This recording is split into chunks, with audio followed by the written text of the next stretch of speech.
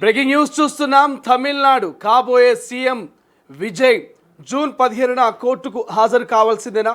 ఒకవేళ హాజరయ్యే అవకాశం ఉందా లేదా? హాజరవుతే ఏం జరగబోతుంది? సో రైట్ నౌ ప్రస్తుతం తమిళనాడు ఎన్నికలు ముగిసినాయి. మీరందరూ చూసిర్రు, ఇటు ఓటింగు కౌంటింగ్ కూడా అయిపోయింది. ఇక ఆల్మోస్ట్ ముఖ్యమంత్రిగా మరి అక్కడ విజయ్ ప్రమాణ స్వీకారం చేయబోతున్నాడు, అక్కడ అధికారాన్ని చేపట్టబోతున్నాడు. ఈ టైంలో మరి విజయ్ భార్య తన నుంచి విడాకులు కోరింది.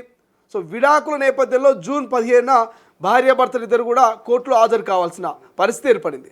సో ఈ నేపథ్యంలో గతంలో ఆయన ఒక సాధారణ నటుడు మాత్రమే, ఒక పార్టీకి అధ్యక్షుడు మాత్రమే. కానీ ప్రస్తుతం విజయ్ తమిళనాడుకు సీఎం కాబోతున్నాడు. మరి సీఎం హోదాలో అతను కోర్టుకు హాజరయ్యేటువంటి అవకాశం ఉందా? హాజరైతే ఎటువంటి చర్చ జరగబోతున్నది? నిజంగా అసలు కోర్టు దాకా మరి సంగీత వెళ్ళేటువంటి అవకాశం ఉందా? లేకపోతే ఈ విడాకుల విషయంలో విజయ్ అండ్ తన భార్య సంగీత విడాకుల విషయంలో ఏం ట్విస్ట్ జరగబోతుంది? రైట్ నౌ ప్రస్తుతం తమిళనాడులో ఎన్నికలు ముగిసినప్పటికీ విజయ్ తన భార్య విడాకుల మీద చర్చ జరుగుతుంది. ఇటు మీడియా, సోషల్ మీడియాలో సైతం వార్తా కథనాలు వస్తూ ఉన్నాయి. విజయ్ మరి 2 ఏళ్లలోనే ముఖ్యమంత్రి అయ్యాడు పార్టీని పెట్టి. అటువంటి విజయ్ని గతంలో ఫిబ్రవరిలోనే నీ నుంచి నాకు విడాకులు కావాలంటూ ఆయన సతీమణి సంగీత విడాకులు కోరింది. ఆ వివాదం కోర్టు దాకా పోయింది. సో జూన్ 15న ఇద్దరు అటెండ్ అవ్వాల్సిన అవసరం ఉంది. మరి ఆ లోపలే ఇక విజయ్ పార్టీ బలోపేతం చేయడము, ఆయన ఎన్నికలకు వెళ్ళడము, అక్కడ 108 స్థానాల్లో విజయం సాధించడం, ఇదంతా కూడా చకచకా జరిగిపోయింది. సో అప్పుడు సంగీత, మరి ఇప్పటి సంగీత ఇద్దరు, అంటే సంగీత వ్యక్తిత్వంలో కావచ్చు, సంగీత ఆలోచనలో ఏదైనా మార్పు వచ్చిందా? ఎందుకంటే విజయ్ ముఖ్యమంత్రి అవుతున్నాడు, పార్టీ ఈ స్థాయిలో అక్కడ అధికారంలోకి వస్తుందని ఎవరు ఊహించలే. కానీ మరి అనూహ్యంగా ముఖ్యమంత్రి అయినటువంటి విజయ్ విషయంలో తన భార్య సంగీత ఏం నిర్ణయం తీసుకోబోతుంది? కలిసి జీవించాలనుకుంటుందా, లేకపోతే విడాకులు తీసుకోవాలనుకుంటుందా? ఏం జరగబోతుందనే ఒక చర్చ జరుగుతుంది. రైట్ నౌ దానికి సంబంధించిన పూర్తి అప్డేట్స్ని మనం తెలుసుకునేటువంటి ప్రయత్నం చేద్దాం. సో ఏదైతే తమిళనాడులో విజయ్ టీవీకే పార్టీ అనూహ్య విజయం సాధించిందో అందరికీ తెలిసిందే.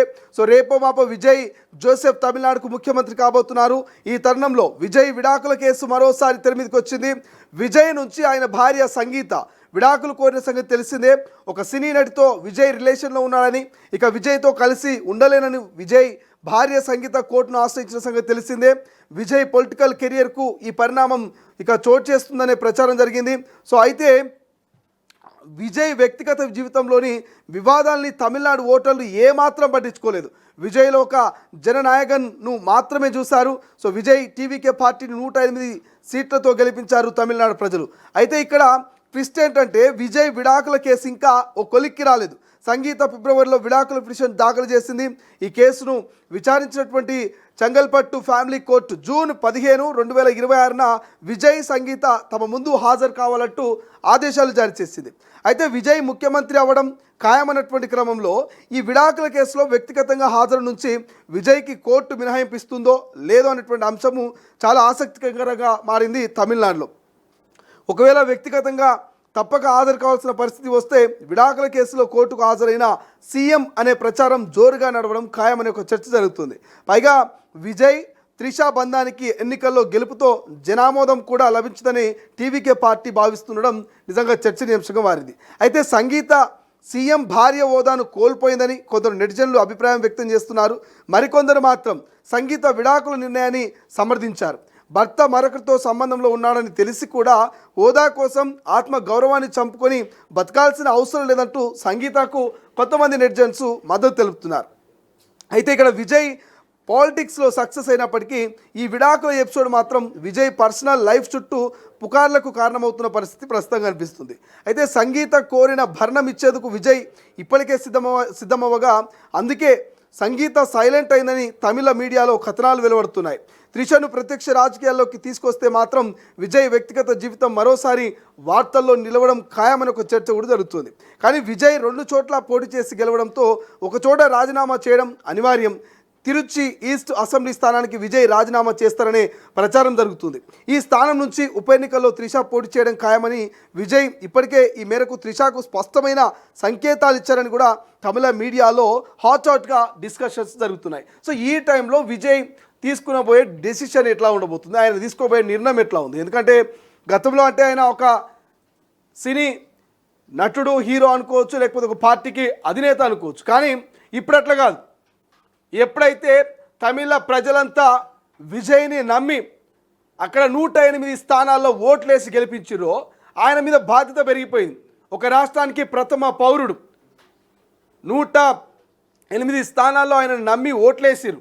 సో అటువంటి విజయ్ ఒక ముఖ్యమంత్రిగా కనుక ఆయన బాధ్యతలు చేపడితే ఆయన మీద చాలా చాలా ప్రెజర్ ఉంటుంది, ఆయన మీద చాలా బాధ్యత ఉంటుంది. సో అటువంటి విజయ్ ముఖ్యమంత్రి అయిన తర్వాత ఏం డెసిషన్ తీసుకుంటారు? నిజంగా సంగీత కలిసి ఉండేందుకు మరి ఏమైనా సహకరిస్తుందా, లేకపోతే లేదు నువ్వు ముఖ్యమంత్రి అయినా ఇంకా ఏదైనా నేను నీతో విడాకులు తీసుకోవాల్సిందే అని మరి ఆమె మెంటల్గా ఏమైనా ఫిక్స్ అవుతుందా? ఏమైతుందో తెలియదు. కానీ తమిళనాడులో మాత్రం ఎన్నికల హడావిడి ముగిసింది, ఇక్కడ ఫలితాల హడావిడి ముగిసింది. కానీ మరి ముఖ్యమంత్రి కాబోతున్నటువంటి విజయ్ ఏం చేయబోతున్నాడు?